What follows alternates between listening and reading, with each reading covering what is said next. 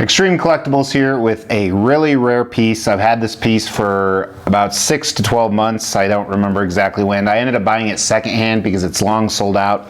It is a custom, it's a rare character, but it's a very, very cool piece. I'm excited to have it because I have its companion piece, which was just announced a few months ago, of The Flash from the actual same producer. And I have quite a few other, not quite a few, I have 3 or 4 other pieces from that same producer as well. So let's look at Reverse Flash.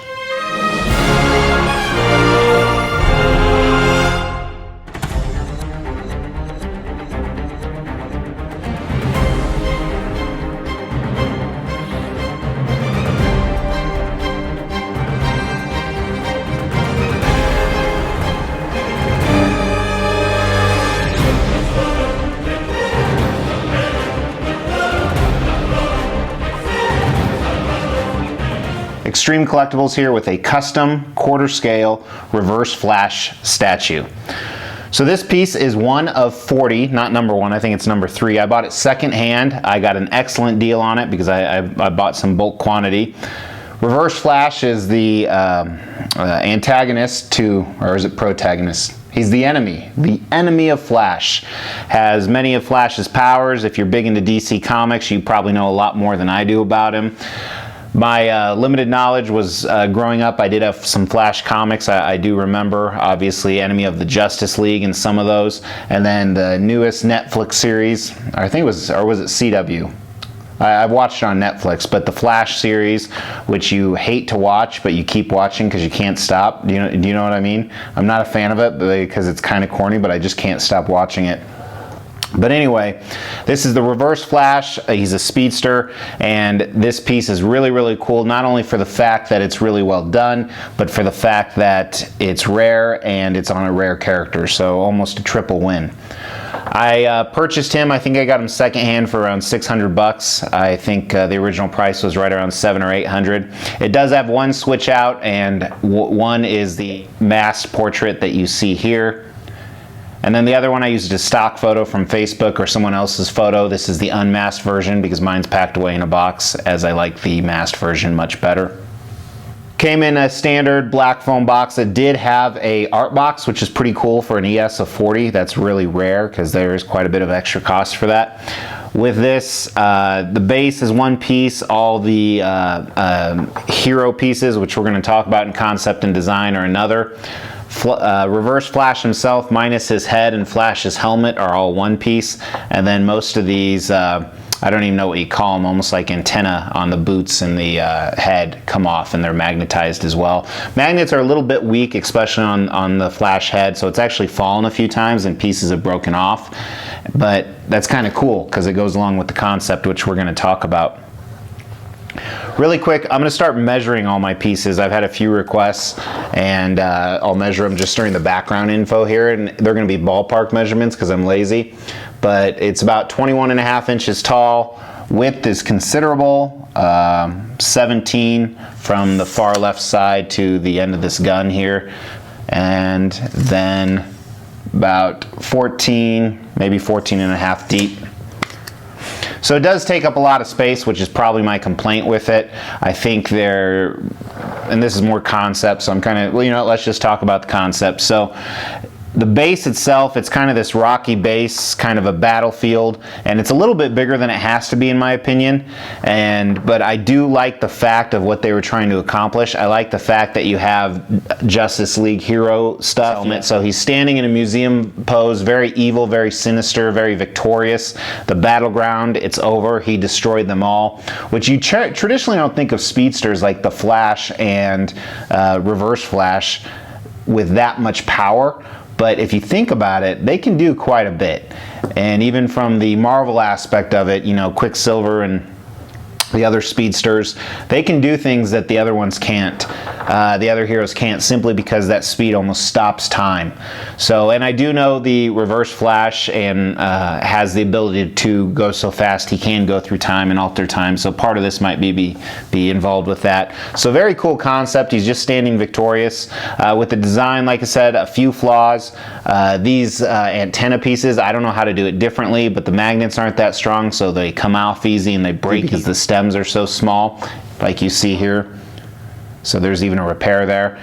And same thing with Flash's helmet. The antenna that were on there break off so easy. The magnet that's holding this in is considerably weak, so I always forget that when I move it, I need to take that out before I move it. So jumping right into the base, first of all, a lot going on this base, and I don't think it needed to do this, but it's kind of a nice Easter egg. So first, as I said, it's kind of this rock-type, futuristic battleground base. To me, it almost feels like there was an explosion of some type, an atomic bomb, maybe from his speed, so maybe he's charred up all the ground. So a lot of different things you can do with your imagination, but I like it. I think it's sculpted well. There's a few little extra details here and there that didn't need to be there, which kind of adds to it. And then the paint's okay on it. I'm not a huge fan of the paint on some of the production pieces from this factory, but I know they're getting better and better. And I'm actually getting one from this factory later this week, so we'll see if they're improving on their paint. And again, the paint's not bad. I've just seen better. But going back in, there's just a few different colors they mixed into that. But I think the sculpt really does a great job with the big jagged edges and the little rock rubble that's throughout it and the cracks. So I like that. And then the pieces here, as I said, they have almost like, it could be Shazam actually, but they have the cape of a fallen hero. It's not Superman, I think it might be Shazam. They have, I assume, what's Cyborg's gun. Looks very similar to the base, a lot of the wear and tear and sculpt and color. They have what I assume is Wonder Woman's shield on the back, very basic paint, kind of flat, doesn't really jump at you. And then they have, like I said, I think this is maybe Batman's sword or whoever's sword this is. And the paint job on this is not good. The sword itself is very good, but the blood, it looks like coagulated blood. Should have been more transparent, even though I do know real blood is very, very thick. Don't ask anyone how I know that. Starting at the boots of Reverse Flash, this is probably the one part of Reverse Flash I don't like. I don't like the boots. So first of all, I think they're oversized. His feet are huge. There's not really a lot of detail, both in the paint and the sculpt. It's very, very bland, very flat.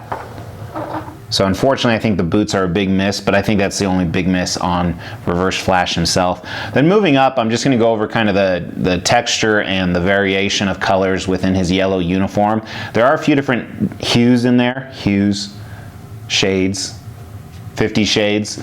I've never seen that. Has anybody seen that? I don't really care to. I'm not a 14-year-old girl. I don't even know if that was targeted at that. On another side note, I just watched Titanic the other day, which I haven't seen in 20 years. And it just hit me that that show, which I remember was really popular for 14-year-old girls when I was a teenager, I took quite a few there. I was around 14 too, let's preface that. But it just says if you fall in love with a boy, it's okay 24 hours to leave your family and have sex with him in a car. That's a horrible morality story if you think about it. But anyway, back to, I don't even know how I got on that, but that's how my brain works. So there's a bunch of different shades within his costume, and I really like the texture. It's very, very tight, the costume is, so it's almost like there's no folds or creases, and it's really just his body that was painted over, which that could go really well because I'd imagine a speedster's uniform is super tight, but I wish they would have had a few different folds in there. But I really like the colors, I really like the shading. It doesn't look ugly where you think yellow would look really, really ugly. And then his anatomy is very good. I think they did a good job of highlighting his muscles and his veins and his bones. A little too much if you ask me, but again, a speedster, similar to like Wolverine, has a very high metabolism, so there wouldn't be a lot of body fat or anything like that. So it probably is true to form, but that goes with his thighs and his chest, his arms, and a very muscular back. What I assume is a good-looking ass for a man. I don't look at too many of them. And then he has a nice package, which someone commented on one of my videos the other day. It's interesting how sometimes they completely ignore the package and sometimes they add it, but more power to him. Then he has his belt, his red lightning bolt belt, and I think they did a good job on this.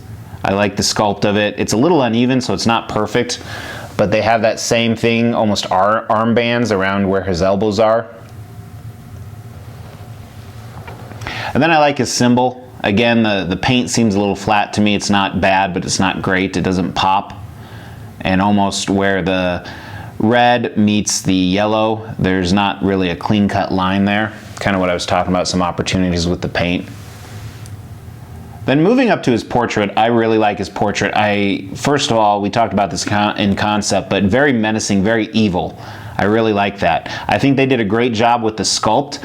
He almost has a Joker smile, and you can see it in his cheekbones and the lips almost sneering back around the teeth. Good sculpt on there. And then really good color. I like it's shiny. It's what you would think of when you think of this particular character.